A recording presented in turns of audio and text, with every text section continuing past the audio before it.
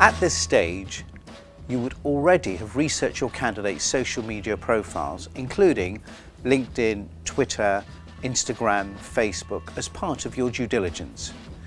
This provides ample information about their life outside of work. Now you need to understand how they perform in and around the workplace from previous employers. References provide an insight into your candidate's abilities and interaction with colleagues.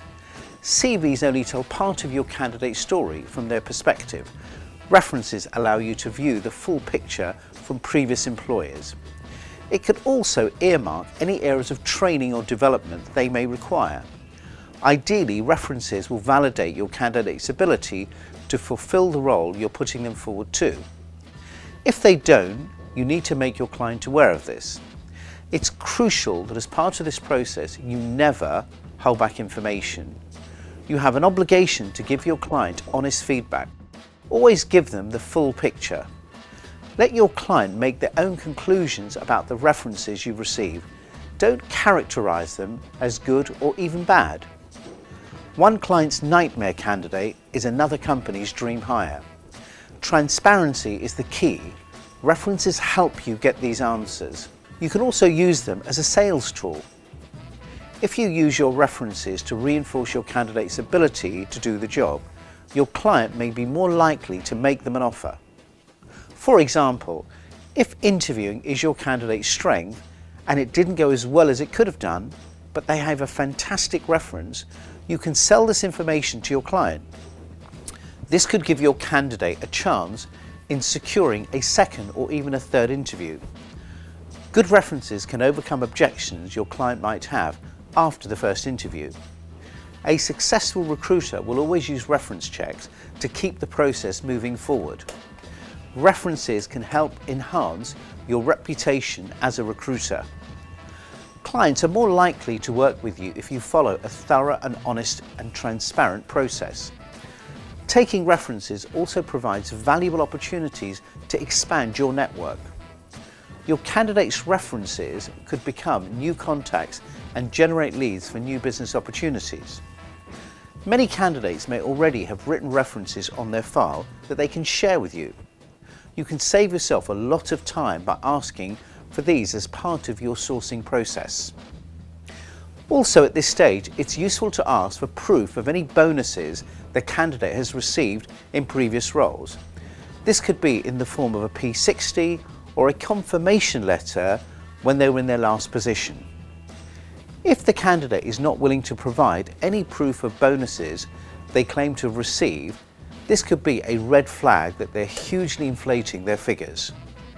This could be discovered by your client when they receive the candidate's details when they begin the new role, and weaken their view of the due diligence process as a recruiter. It's also critical to be aware of false references. Do not accept references from line managers.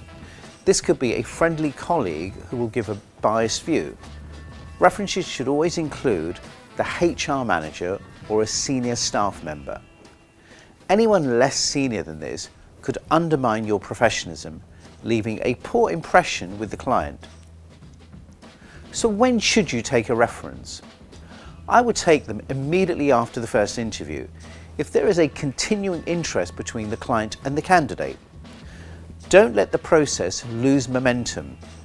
Check them straight after the interview debriefs to keep the things moving along, even if your client's checking them too. You must always ask for permission from the candidate before you approach referees. You cannot jeopardize their position if their current employer doesn't know they're interviewing elsewhere. Taking a reference from their current employer typically takes place once the client has made the candidate a firm offer that's been accepted. In the meantime, you can move the process along by doing your due diligence and taking references from older employers. How many references do you need to collect? In some sectors, it is a legal requirement to take at least 2 references. Normally, I take a maximum of 3 to 4, depending on the role, industry, client, and the level of experience you're dealing with. You can judge the amount of references you need on a case-by-case basis. What questions should I ask the referee? You need to ask questions that validate your candidate's ability to do the job, rather than just asking about their dates of employment, salary, punctuality, etc.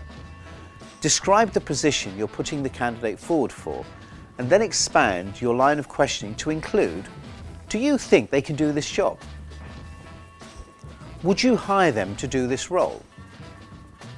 What did they do at your company to demonstrate their ability to fulfill this position? What skills in particular do you think they have that will allow them to excel in this role? In your opinion, what would prevent them from succeeding in this role? Then I'd ask what I call housekeeping questions. Can you verify the candidate's date of employment, title and role? Would you rehire the candidate if he applied? Why or why not? What responsibilities were assigned to the candidate when he was with you? What were their strengths and weaknesses? Were they punctual? Were there any issues with their attendance? How did they get on with their peers, their managers, their clients? What should I take into consideration before I place this candidate in his new role? What advice would you give to a future employer relating to this particular candidate? I never compromise on this part of the process. It's imperative that you listen to both the bits you want to hear and the bits you probably don't want to hear. My 5 key tips to take away from this module are: firstly, choose your questions wisely. Use this opportunity to work out whether the candidate can do the job, rather than focusing too much on their previous roles. Present every reference to your client. It might be tempting to ignore a bad reference, but this will set you back later on in the process.